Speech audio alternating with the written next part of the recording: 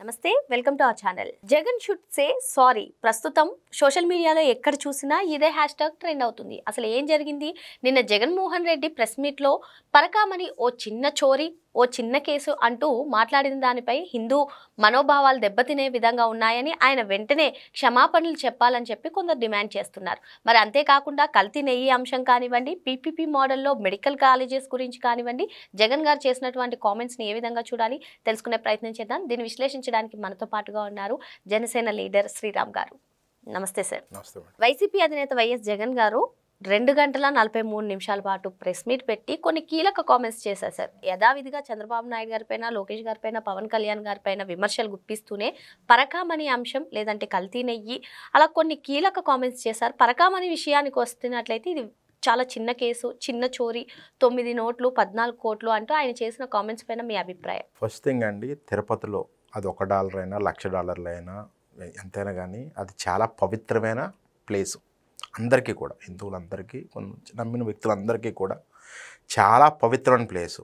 ఆయనకంటే నమ్మకం లేదేమో ఇప్పుడు డిక్లరేషన్ చేయడం, ఆయన ఎప్పుడు వెళ్ళినప్పుడు కానీ ఆయనకి నమ్మకం లేనంత మాత్రాన చిన్న కేసు ఎలా అవుతుందండి? ఎంత ఘోరమైన కేసు అది. ఎందుకంటే ఒక పవిత్రమైన స్థలంలో డబ్బులు పరకమని ఈ కౌంట్ చేసే చోట దొంగతనం చేసిన వాళ్ళని ఎంత ఘోరంగా సపోర్ట్ చేస్తున్నారు అసలు. అంటే ఏదో దొంగల పార్టీ ఇలా దొంగతనాలు చేస్తే సపోర్ట్ చేయటం, పైపచ్చి ఏమంటున్నారు, చాలా చిన్న నేరం అంట. అసలు దీన్ని ఎంత హైకోర్టు ఎంతలా తప్పుదో పట్టిందంటే లోకదత్త ఎలా చేయమన్నారని అడుగుతుంది ఈ రోజున. అది చాలా తప్పు.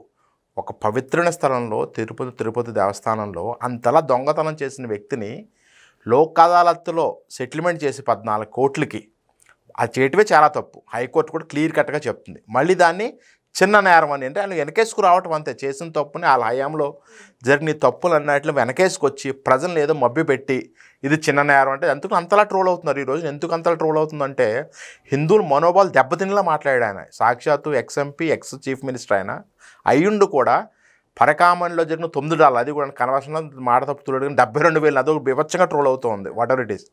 సో ఆ పరకామణి చాలా మహాపాపం, చాలా పెద్ద తప్పు అది. ఎందుకంటే హిందువులకి చాలా పవిత్రమైన స్థలం అది. ఒక్క పెన్ని ఏమన్నా చిన్నదని పెద్దని ఏదైనా సరే చాలా తప్పు. చిన్నారం అంటే ఆయనకి ఇంకా చెప్తాను కదా, దేవుడి మీద లేని ఆయనకి విశ్వాసం లేదు, ప్రజలందరికీ కూడా అది లేదు అనుకునే మాట్లాడుతున్నారండి. చాలా తప్పు అండి అది. కల్తీ నెయ్యి అంశం గురించి కూడా మాట్లాడుతూ తిరుమలను అడ్డు పెట్టుకుని రాజకీయాలు చేయడానికి చూస్తున్నారు చంద్రబాబు. అసలు కల్తీ నెయ్యి జరిగిందన్నారు, రసాయనాలు కలిసాయన్నారు, జంతు కొవ్వులు కలిసాయన్నారు, ఆధారాలేవి అంటూ ప్రశ్నిస్తున్నారు. దీనిపైన మీ అభిప్రాయం? అది మరీ హాస్యాస్పదం. కల్తీని అంతలా జరిగినప్పుడు నేను లాస్ట్ ప్రెస్ మీట్ చూసా జగన్ ఏమంటారు, ఆవు తిన్న ఫుడ్ ఏదో తేడా ఉంది, లేదా ఆవులో ఏదో తేడా ఉందని ఏదో రిపోర్ట్ చాలా హాస్యాస్పదంగా మాట్లాడతాడు ఆయన. మాటలు ఒక ఎక్స్ సీఎం స్థాయి కానీ ఒక ఎక్స్ ఎంపీ స్థాయిలో ఏం మాట్లాడు. ఆ కల్తీది అది కూడా క్లియర్ కట్గా సిట్ రిపోర్ట్ వచ్చేసింది. మొత్తం దాంట్లో కల్తీ జరిగిందని తేలిపోయింది. మోరోవర్ ఏంటంటే ఆ సిట్ రిపోర్ట్ కూడా సుప్రీంకోర్టు ఆదేశించింది. అదేమో రాష్ట్ర ప్రభుత్వం ఆదేశించింది కాదు. ఎవరు ఆదేశించింది? సుప్రీంకోర్టు ఆదేశించింది. ఏమని? సిబిఐ ప్లస్ ఏపీ ఎవరైతే ఐపీఎస్ ఆఫీసర్స్ ఉంటారో వాళ్ళంతా కలిసి, అంతే తప్ప రాష్ట్ర ప్రభుత్వం చేసింది ఏం కాదు. దాంట్లో కూడా నేను ప్రెస్ మీట్లో చూస్తే ఆయన ఒక సాక్షాత్ ఐఏఎస్ ఆఫీసర్ని వీడు దానికి కారణం కూడా ఏంటంటే నేను చూసిన రిపోర్ట్ ప్రకారం కూడా చూసింది ఏంటంటే గోపీనాథ్ జెట్టి అని ఎవరో ఒక సీనియర్ ఐపీఎస్ ఆఫీసర్ ఉన్నారు. యాక్చువల్గా జగన్కి అత్యంత సన్నిహితుడైన ఎర్రచందనం కేసులో గంగిరెడ్డి అని ఉంటాడు. లాస్ట్ హిస్టరీ చూస్తే మీరు పాత న్యూస్లో కానీ హిస్టరీ నోట్ అంతా చూస్తే కనుక ఈ ఐపీఎస్ ఆఫీసరే అరెస్ట్ చేసింది అతన్ని. చాలా గట్టిగా ఇంటర్నేషనల్ ఎక్కడో ఉన్నవని కూడా విదేశాల నుంచి రప్పించి అరెస్ట్ చేసింది. ఆ కోపం ఎంత తప్ప కల్తీ మీద ఇదే, నెయ్యి మీద ఇదేం కాదు. ఆ కోపం పెట్టుకుని అలా అనకూడదు అసలు. ఒక ఐపీఎస్ ఆఫీసర్ చాలా చదువుకుని చాలా కష్టపడి నిజాయితీగా ఐపీఎస్ ఆఫీసర్ ఆయన పట్టుకుని రకరకాల మాటలు తిడుతున్నాడు. సో కప్పిపుచ్చుకోవడానికి అంతే. కల్తీది కూడా క్లియర్గా సిట్ రిపోర్ట్ వచ్చింది. ఘోరంగా అక్రమ కల్తీ జరిగింది, కెమికల్స్ జరిగినాయి, యానిమల్ ఫ్యాట్స్ అన్ని మిక్స్ అయినాయి. సిట్ రిపోర్ట్స్ క్లియర్గా ఉంది. ఏంటంటే అది పెద్ద తప్ప అన్నట్టుంది ఆయన ఉద్దేశం. 420 కేసులు పెట్టాలి చంద్రబాబు, లోకేష్, పవన్ కళ్యాణ్ మీద. సూపర్ 6 అంటూ హామీలు ఇచ్చారు కానీ అమలు చేయలేదు. వీళ్ళ ముగ్గురిని తీసుకెళ్లి బొక్కలో వేయాలి అంటూ ఇటువంటి పదజాలాన్ని ఉపయోగిస్తున్నారు. మరి ఏంటి సూపర్ 6ని మీరు అమలు చేయలేదా? మరి ఏం జరుగుతుంది అసలు ఆంధ్రప్రదేశ్? అసలు అలాంటి మేనిఫెస్టోలో పెట్టి ఇండియాలో మొత్తం మీద మేనిఫెస్టోలో పెట్టి ఏ స్టేట్ అన్నా ఏదైనా అమలు చేయలేనటువంటి ఎవడన్నా సీఎం ఉన్నాడంటే అది జగన్ గారే, నో డౌట్. అలాంటి 420 కేసులు ఆయన మీద పెట్టాలి ముందు, వీళ్ళ మీద పెట్టడం కాదు. ఆయనకి ఒక పరాకాష్ఠ వస్తున్నాడు. నిన్న కూడా పవన్ కళ్యాణ్ గారిని ఇంకా దత్తపుత్రుడు అంటూ ఉన్నాడు. అలా అన్నందుకే దెబ్బతిన్నాడు. ప్రజల్లో తీవ్ర వ్యతిరేకత వచ్చింది. 3 పెళ్ళి అన్నాడు దెబ్బతిని. కానీ ఇప్పటికీ కూడా ఆయన మారట్లేదు. సేమ్ టర్మ్ ఆయన దగ్గర వేరే అనడానికి ఏమీ లేవు. దత్తపుత్రుడు 3 పెళ్ళిళ్ళు. గత 4-5 ఏళ్ళు ఇదే మాట అంటూ ఉన్నాడు. ఆ 11 సీట్లు కూర్చోబెట్టారు ప్రజలు. మళ్ళీ అవే మాటలు నువ్వు నమ్మే స్థితిలో ఎవరూ లేరు. ఎందుకంటే పాయింట్ కల్తీనాయి అంటే కల్తీనాయి మాట్లాడాలి. లేకపోతే సూపర్ 6లో ఏం జరుగుతుందో చెప్పండి. ఈ 18 ఎన్ని చేసి మొత్తం ఆల్మోస్ట్ అన్నీ చేసుకుని వచ్చారు. ఫ్రీ బస్ ఇచ్చారు, అన్నదాత సుఖీబాబు ఇచ్చారు, రైతులకి భరోసా ఇవన్నీ కూడా అన్నీ జరుగుకుంటూ వస్తున్నాయి. పెన్షన్స్ కానీ ఎక్కడ ఆపలేదు.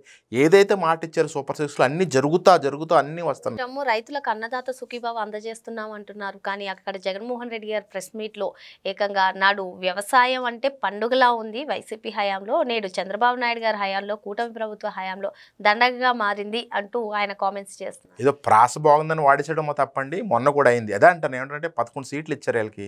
వీళ్ళ ప్రజల్లో తిరగమనండి. నువ్వు వస్తావు, ప్రెస్ మీట్ పెడతావు, మళ్ళీ బెంగళూరు వెళ్ళిపోతావు. నేను స్వయంగా చెప్తున్నాను, నేను ఏదో చెప్తున్నాను. ఎవరైనా సరే వైఎస్ఆర్పీ నాయకులు కానీ స్వయంగా ప్రజల్లోకి వచ్చి రండి, ప్రతి నియోజకవర్గం వెళ్ళండి.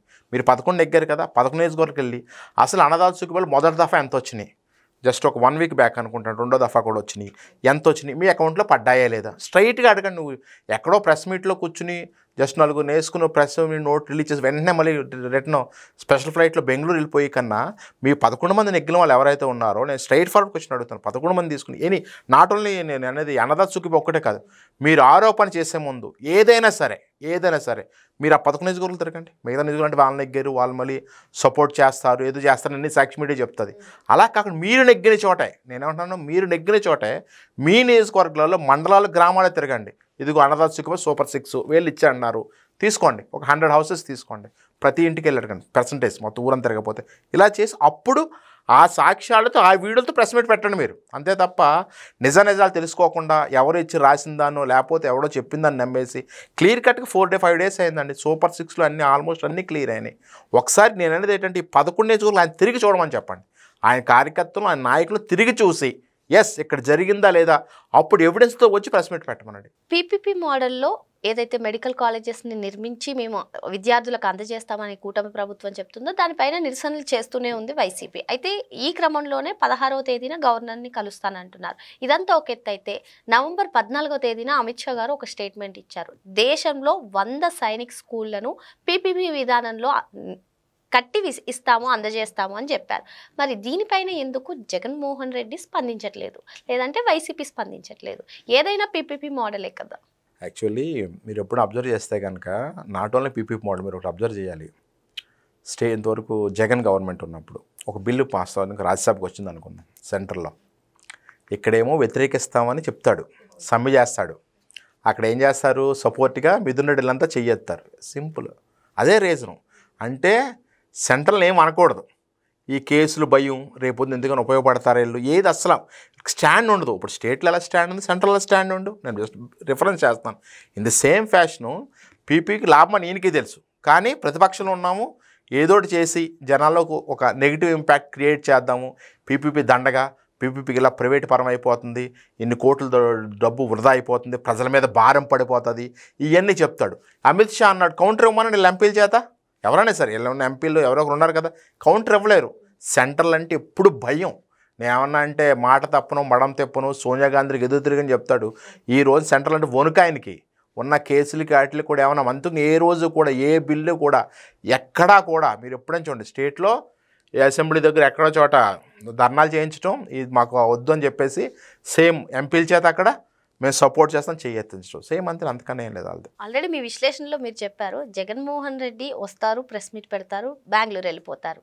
మరి మన గతంలో అంటే కూటమి ప్రభుత్వం అధికారంలోకి వచ్చినప్పటి నుంచి కూడా చూస్తున్నాము, పవన్ కళ్యాణ్ గారు హైదరాబాద్లోనే ఉంటున్నారు, పార్ట్ టైం పాలిటిక్స్ చేస్తున్నారు, అసలు ప్రజల్లో కనిపించట్లేదు. పిఠాపురం నియోజకవర్గంలో అయితే అసలు ఉండట్లేదు అని పవన్ కళ్యాణ్ గారిని అంటారు కదా. మరి ఈయన బెంగళూరు వెళ్ళిపోతున్నారు, ఏంటి రెండింటిని ఏ విధంగా చూడాలి? ఆయనది జగన్కి ఒకటేనండి, ఏంటంటే జనాలు మర్చిపోతారమని భయం. ఎందుకంటే ఎటువంటి ప్రతిపక్ష పాత్ర పోషించట్లేదు, అసెంబ్లీకి రావట్లేదు, ఇంక జనాలు ఎక్కడ గుర్తుపెట్టుకుంటారు మిమ్మల్ని? నెక్స్ట్ టైం ఆ 11 కూడా 1-0 అయిపోతుంది. ఆ భయంతో ఏం చేస్తారంటే నెలకొకసారో లేకపోతే ఏదో ఒక తీసుకుని ఒక ఇష్యూని చిన్నది ఏదైనా ఉంటే తీసుకుని రావటం, ప్రెస్ మీట్ పెట్టడం. నేను ఏకంగా 2 hours 43 minutes మీరు చెప్పండి, చాలా పెద్ద ప్రెస్ మీట్. అన్నీ చేసుకుని. సో దాంట్లో ఒక్కటే నిజం ఉండదు. అంటే ఏంటంటే జనాల్లో కనపడిపోతే మర్చిపోతాను ఆయనకే తెలుసు. అంటే తన ఉనికిని కాపాడుకోవడం కోసం ఉంటిని కాపాడుకోవటమే. వాళ్ళే కాదు, వాళ్ళు 11 మందికి కూడా మాట్లాడలేదు కానీ అసెంబ్లీకి వెళ్ళిపోతే ఎవరు గుర్తుపెట్టుకుంటారని, మీరు ప్రజల సమస్య మీద పోరాడినప్పుడే కదా అబ్బాయి మా నాయకుడిని నెగ్గించుకున్నాం మేము ఇలా పోరాడుతున్నామని చెప్పినప్పుడు. వీళ్ళకి 5 లేదు. ప్లస్ కళ్యాణ్ గారిది ఈయనకి తెలియట్లేదు. మీడియా అంతా చూడమని చెప్పండి. సోషల్ మీడియా ఇంక్లూడింగ్ సాక్షి అయినా ఏదైనా ఎనీ ఛానల్ చూస్తే కనుక పిఠాపురం వెళ్ళి గ్రౌండ్ లెవెల్లోకి వెళ్ళి చూడండి. ఎన్నెన్ని హాస్పిటల్స్ ఉన్నాయి, ఎన్నెన్ని రోడ్లు వస్తున్నాయి. పాడేరు లాంటి అదర్ దాని పిఠాపురం కూడా పాడేరు లాంటి మన్యంలో స్వాతంత్రం వచ్చాక రోడ్లు వేయలేని స్థలం ఫస్ట్ టైం రోడ్లు వేయటం కానీ అన్నీ పవన్ కళ్యాణ్ గారు చేపిస్తున్నారు. నిన్న మొన్న కూడా చాలా చోట్ల రోడ్లు కానీ మౌలిక సదుపాయాలు కానీ ఆయన చాలా క్లియర్ కట్గా చేసుకుంటూ వెళ్తున్నాడు. ఆయన చాలా బిజీగా ఉన్నాడు. ఇలాంటి వాళ్ళు చేసినట్టు రెప్లు ఇచ్చుకుంటూ కూర్చుని అభివృద్ధి ఎక్కడ సాగుద్ది? సో చంద్రబాబు నాయుడు గారు కానీ లోకేష్ కానీ పవన్ కళ్యాణ్ కానీ విమర్శల మీద చాలా తక్కువ టైం కేటాయిస్తున్నారు, అభివృద్ధి మీదే చాలా ఎక్కువ టైం కేటాయిస్తున్నారు. అందువల్ల నేను అనుకోవటం ఏంటంటే నిన్న జరిగిన మీటింగ్ మీద ఇంకా జనసేన రియాక్ట్ అవ్వడం కారణం కూడా ఏంటంటే ఎక్కువ అక్కడ ఉండేది సైనికులు కానీ నాయకులు కానీ కార్యకర్తలు కానీ అభివృద్ధి మీద ఉన్నారు. నాకు తెలిసిన దాని మీద కౌంటర్ కూడా ఇవాళ రిపోర్ట్ వస్తుంది అనుకుంటున్నాను జనసేన నుంచి. మరి రాజకీయ భవిష్యత్తు ప్రశ్నార్థకంగా మారుతున్నటువంటి నేపథ్యంలో తన ఉనికిని కాపాడు కోసమే ఇటువంటి ప్రెస్ మీట్లు నిర్వహించి యాజ్ టీజ్ గా ఆయన బెంగళూరు వెళ్ళిపోతారని చెప్పి శ్రీరామ్ గారు చెప్తున్నారు. మరో అంశంతో మళ్ళీ కలుద్దాం. Thank you.